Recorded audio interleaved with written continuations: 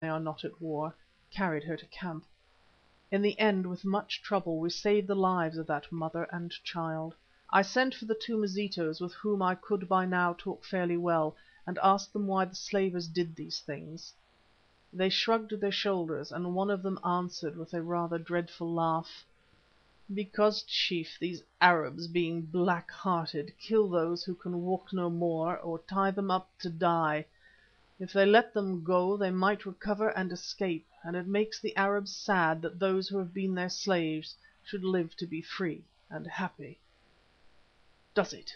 Does it indeed?" exclaimed Stephen with a snort of rage that reminded me of his father. "Well, if I ever get the chance I'll make them sad, with a vengeance." Stephen was a tender-hearted young man, and for all his soft and indolent ways, an awkward customer when roused. Within 48 hours he got his chance. Thus: that day we camped early for two reasons. The first was that the woman and child we had rescued were so weak that they could not walk without rest, and we had no men to spare to carry them. The second, that we came to an ideal spot to pass the night. It was, as usual, a deserted village through which ran a beautiful stream of water. Here we took possession of some outlying huts with a fence round them, and as Mavovo had managed to shoot a fat eland cow and her half-grown calf, we prepared to have a regular feast. Whilst Sammy was making some broth for the rescued woman, and Stephen and I smoked our pipes and watched him, Hans slipped through the broken gate of the thorn fence, or boma, and announced that Arabs were coming, 2 lots of them, with many slaves. We ran out to look, and saw that, as he had said, 2 caravans were approaching, or rather had reached the village, but at some distance from us, and were now camping on what had been the market-place. One of these was that whose track we had followed, although during the last few hours of our march we had struck away from it, chiefly because we could not bear such sights as I have described. It seemed to comprise about 250 slaves and over 40 guards, all black men carrying guns, and most of them by their dress Arabs, or bastard Arabs. In the second caravan, which approached from another direction, were not more than 100 slaves and about 20 or 30 captors. "Now," I said, "let us eat our dinner, and then, if you like, we will go to call upon those gentlemen, just to show that we are not afraid of them. Hans, get the flag and tie it to the top of the tree. It will show them to what country we belong." Up went the Union Jack duly, and presently through our glasses we saw the slavers running about in a state of excitement. Also we saw the poor slaves turn and stare at the bit of flapping bunting, and then begin to talk to each other. It struck me as possible that someone among their number had seen a Union Jack in the hands of an English traveller, or had heard of it as flying upon ships or at points on the coast, and what it meant to slaves. Or they may have understood some of the remarks of the Arabs, which no doubt were pointed and explanatory. At any rate, they turned and stared till the Arabs ran among them with sjamboks, that is, whips of hippopotamus hide, and suppressed their animated conversation with many blows. At first I thought that they would break camp and march away. Indeed, they began to make preparations to do this, then abandoned the idea, probably because the slaves were exhausted and there was no other water they could reach before nightfall. In the end they settled down and lit cooking fires. Also, as I observed, they took precautions against attack by stationing sentries and forcing the slaves to construct a boma of thorns about their camp. "Well," said Stephen, when we had finished our dinner, "are you ready for that call?" "No," I answered, "I do not think that I am. I have been considering things, and concluded that we had better leave well alone. By this time those Arabs will know all the story of our dealings with their worthy master Hassan, for no doubt he has sent messengers to them. Therefore, if we go to their camp they may shoot us at sight. Or, if they receive us well, they may offer hospitality and poison us, or cut our throats suddenly. Our position might be better, still it is one that I believe they would find difficult to take. So, in my opinion, we had better stop still and await developments." Stephen grumbled something about my being over-cautious, but I took no heed of him. One thing I did do, however. Sending for Hans, I told him to take one of the Mazitu, I dared not risk them both, for they were our guides, and another of the natives whom we had borrowed from Hassan, a bold fellow who knew all the local languages, and creep down to the slavers' camp as soon as it was quite dark.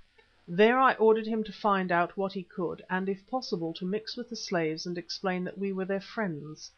Hans nodded, for this was exactly the kind of task that appealed to him, and went off to make his preparations. Stephen and I also made some preparations in the way of strengthening our defences, building large watch fires and setting sentries.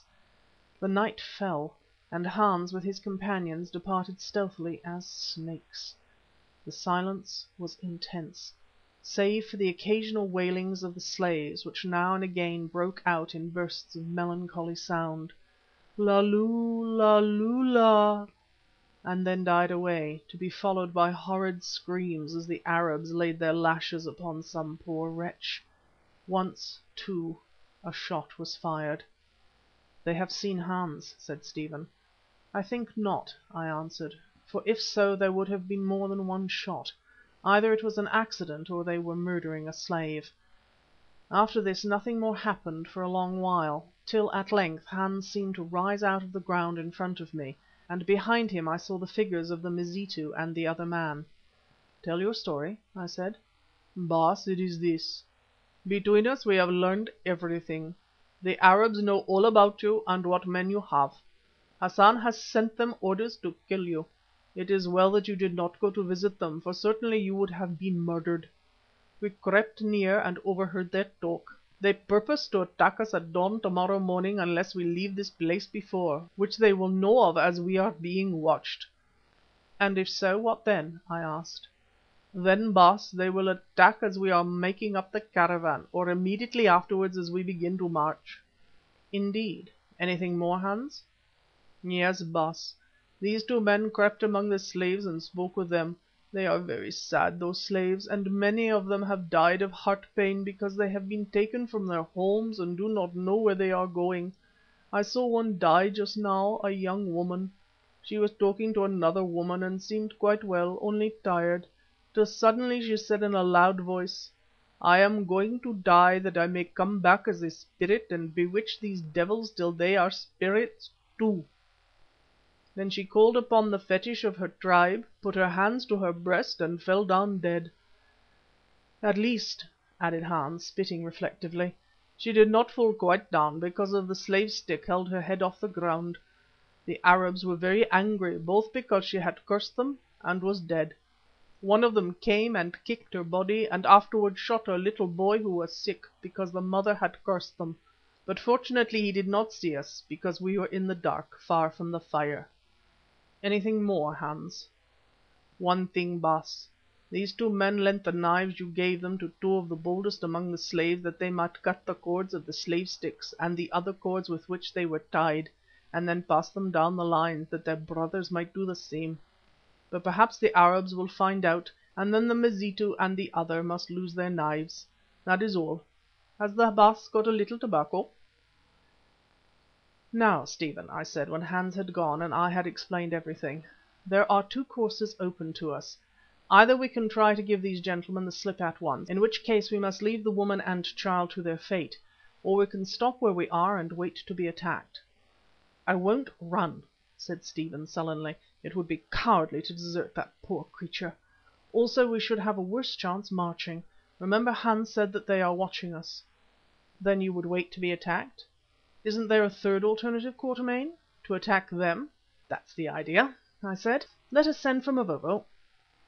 Presently he came and sat down in front of us, while I set out the case to him. "It is the fashion of my people to attack rather than to be attacked, and yet, my father, in this case my heart is against it. Hans," he called him Blatu, a Zulu word which means spotted snake, that was the Hottentot's Kaffir name, "says that there are quite 60 of the yellow dogs, all armed with guns, whereas we have not more than 15, for we cannot trust the slave men. Also he says that they are within a strong fence and awake with spies out, so that it will be difficult to surprise them. But here, father, we are in a strong fence and cannot be surprised. Also, men who torture and kill women and children, except in war, must, I think, be cowards, and will come on faintly against good shooting, if indeed they come at all. Therefore I say, wait till the buffalo shall either charge or run." But the word is with you, Macumazahn, wise Watcher by Night."